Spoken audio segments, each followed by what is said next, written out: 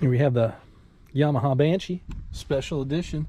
This was the one this winter that I put a new top end in because the pistons we found out were hitting the head.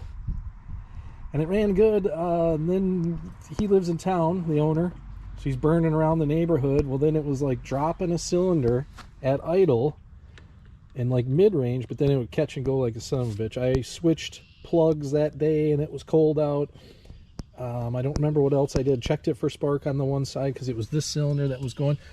But I'm still learning how to do this stuff, and I'm going to have to sync the carburetors. I know that there is a lock nut mechanism on the top of the slides, and I just spun them down, you know, call her good.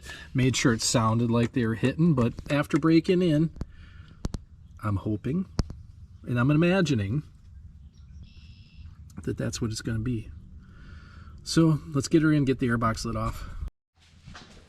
Okay, got the airbox airbox out, and just as I suspected, I don't know if you can see it or not, but the left carb is moving quite a bit sooner than the other one.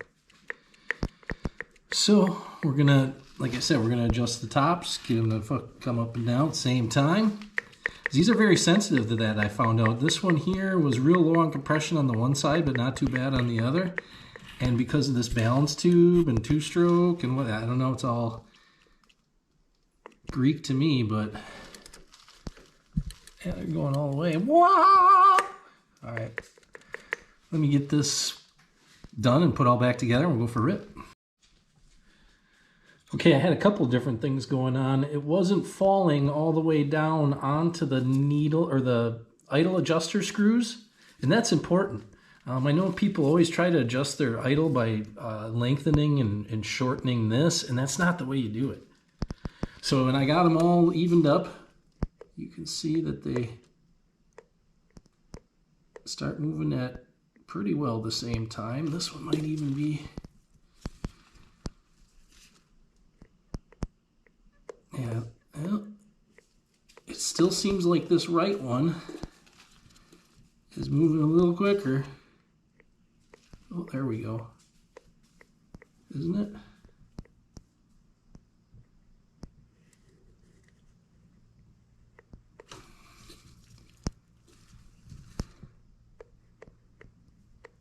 Okay. I like that. And I just turned the needle or the idle adjustment screw in just so that it barely raised each one of the slides.